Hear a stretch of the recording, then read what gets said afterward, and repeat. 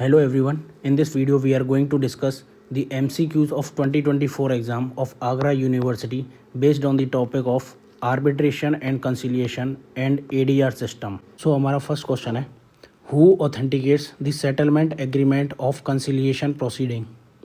Options are conciliator, district court, notary और parties. So इसका correct answer है conciliator.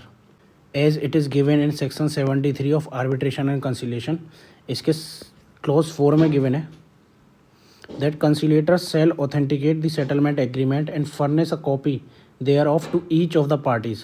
So conciliator है वो authenticate करेगा. So conciliator will be the correct answer. Second question है, the place of arbitration is determined by parties, court, arbitration council of India or none of these. सो इसका correct answer है option A parties. सो जैसा section 20 में दे रखा है place of arbitration क्या रहेगा, वो है the parties are free to agree on the place of arbitration. यानी पार्टीज़ फ्री हैं, उनको जैसा प्लेस ऑफ आर्बिट्रेशन रखना है वो रख सकते हैं. So answer parties will be the correct. Question number 3, in which of the following condition shall a party initiate any arbitral और judicial proceeding during the conciliation proceeding. Options are at any time without any restrictions, only when such proceedings are necessary for preserving his rights, other proceedings cannot be initiated, या none of these. So इसका correct answer है B, only when such proceedings are necessary for preserving his rights. जब हम section 77 में देखेंगे arbitration and conciliation का, यहाँ है द रिजॉर्ट टू आर्बिट्रल और judicial proceeding.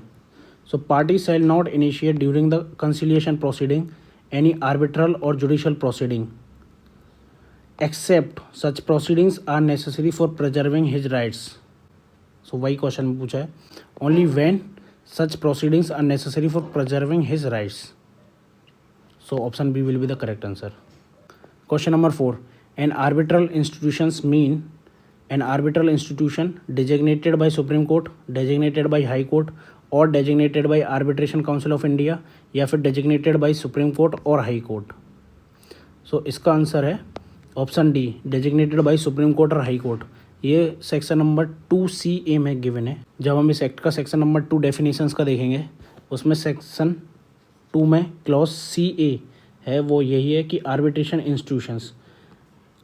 Institution means an arbitral institution designated by Supreme Court और हाई कोर्ट.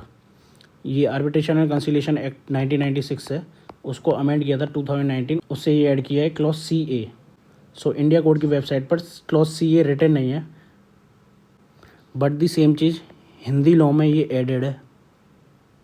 2019 का जब हम ऑफिशियल गजेट ऑफ इंडिया देखेंगे रिगार्डिंग दिस एक्ट तो उसमें ये एडेड है.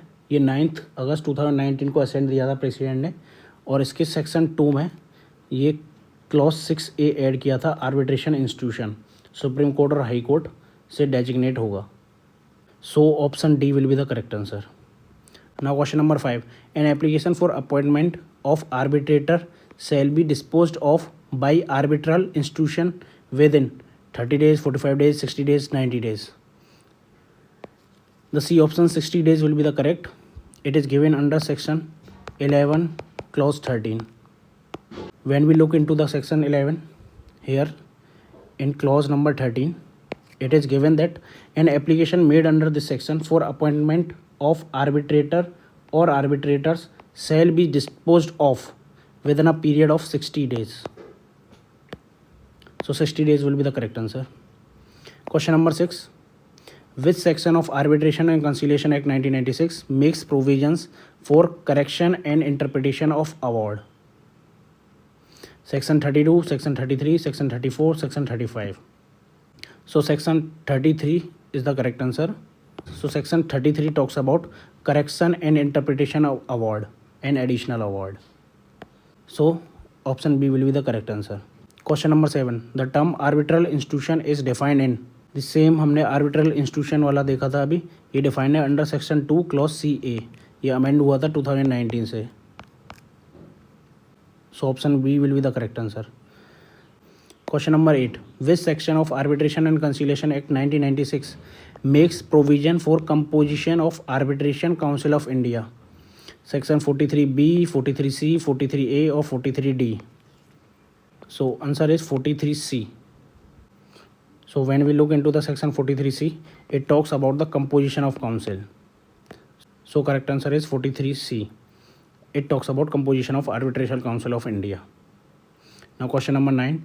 Any decision of the panel of the arbitral tribunal shall be made, option A, by the majority of all its members, by unanimity of all its members as directed by the court, or none of these, or none of the above.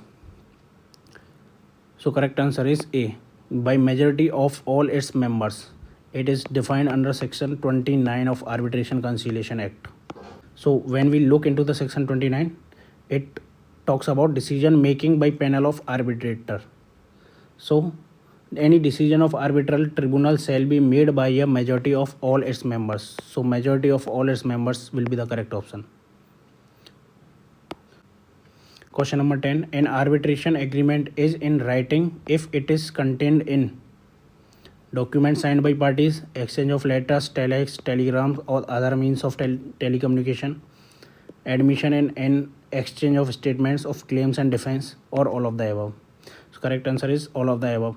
The section 7 talks about this thing, that arbitration agreement should be in writing and all these three conditions should be fulfilled. So this is section 7, arbitration agreement. So इसमें है shall be in writing. This is the essential condition for arbitration agreement.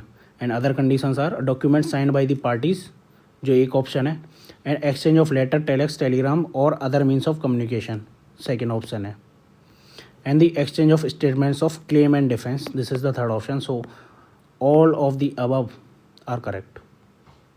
Now coming to question number 11. When did Arbitration and Conciliation Amendment Act 2019 came into force? 8 अगस्त 2019, 9 अगस्त, 10 अगस्त. सो अभी हमने देखा था कि president की ascent उसको मिली है 9 अगस्त को, 9 अगस्त 2019. ये है 9 अगस्त 2019 को प्रेसिडेंट असेंट मिली है, लेकिन इन्फोर्स ये इस डेट को नहीं हुआ था. सो असेंट 9 अगस्त 2019 को है, लेकिन इन्फोर्स ये हुआ है 30 अगस्त 2019 को. सो none of the above will be the correct answer. Question number 12. An award shall be made by arbitral tribunal within a period of from the date of completion of pleadings under section 23 clause 4. तो इसका correct answer है 12 months. It is given under section 29A. When we look into this section, so section 29A को देखेंगे, time limit for arbitral award. So arbitration shall be made by arbitral tribunal within a period of 12 months from the date of completion of pleadings under subsection 4 of section 23. So 12 months will be the correct answer. B option. Question number 13. Jurisdiction of the arbitral tribunal may be decided by Supreme Court, High Court, Arbitral Tribunal या फिर Principal Civil Court of District. So इसका correct answer है arbitral tribunal. Arbitral tribunal खुद का ही जुडिक्शन खुद decide करता है. It is given under section 16. So chapter 4 का फर्स्ट सेक्शन 16 है, ये इसकी बात करता है the arbitral tribunal may rule on its own jurisdiction. So arbitral tribunal खुद का जुडिक्शन डिसाइड करता है. So C will be the correct answer. Now question number 44. The statements of claim and defense under sections 23 clause 4 shall be completed within a period of from the date the arbitrator received notice of his appointment. 6 months, 12 months, 3 months or none of the above. So 6 months will be the correct answer. It is given under section 23 clause 4. So हम 23 section में देखेंगे the statements of claim and defence की बात करता है. सो इसका clause 4 जो है, the statements of claim and defence under this section shall be completed within a period of 6 months from the date the arbitrator और the all the arbitrators received notice in writing of their appointment. So 6 months will be the correct answer.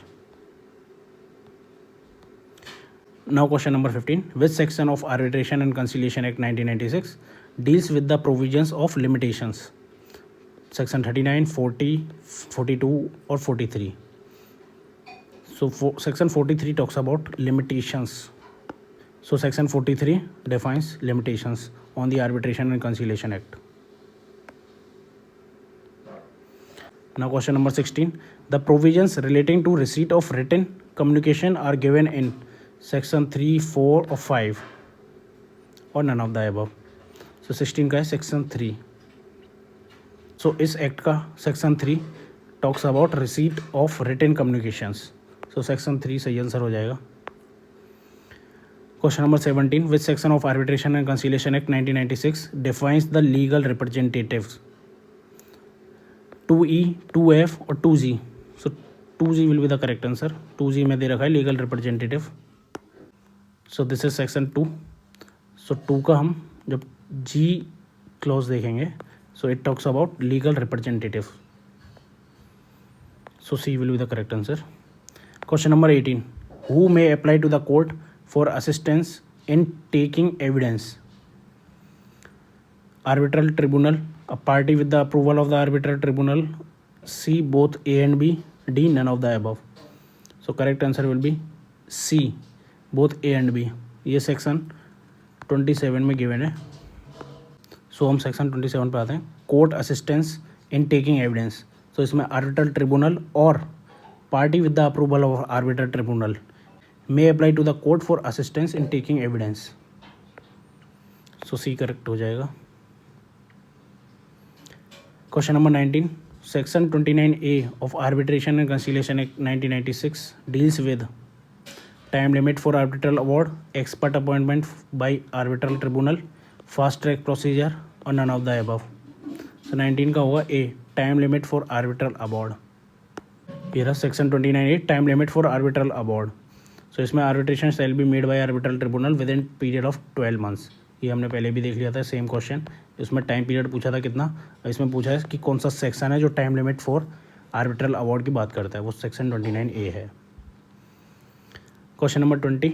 The status and effect of settlement agreement is same as if it is arbitral award, judgement of civil court, decree of civil court और none of the above.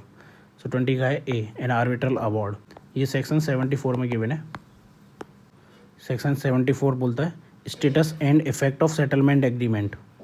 Settlement agreement shall have the same status and effect. Same status and effect होगा जो कि arbitral award का होता है. तो यही question था कि status and effect settlement agreement का किसके सेम रहेगा, तो आर्बिट्रल अवार्ड के सेम रहेगा as per section 74. Question number 21. Which section of arbitration and conciliation act 1996 provides that no suit or other legal proceedings shall lie against an arbitrator for anything done in good faith. So 42A, 42B, 43A, 43B. So इसका है B option 42B.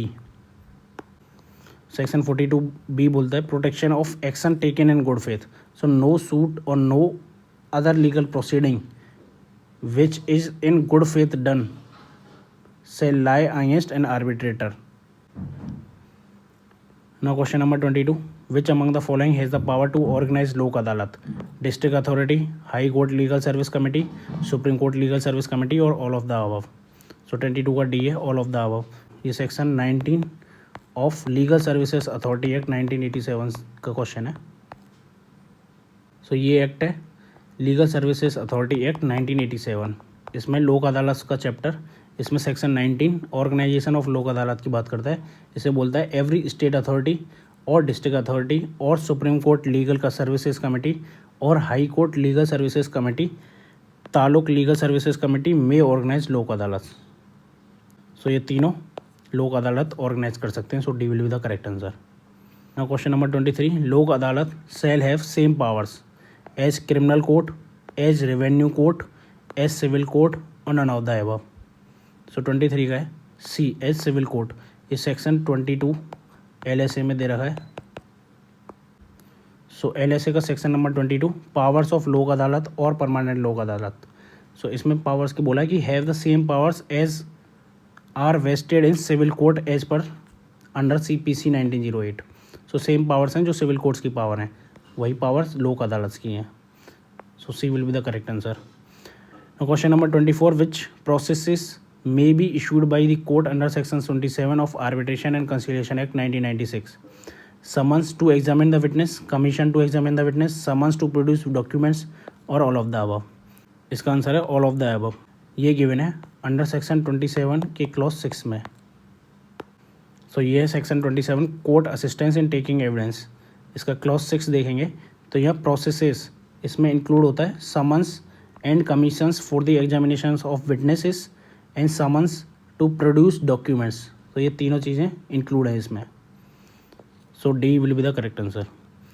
Now question number 25, where there is more than one conciliators they ought to act as an arbitrator, as a judicial officer, jointly or none of the above.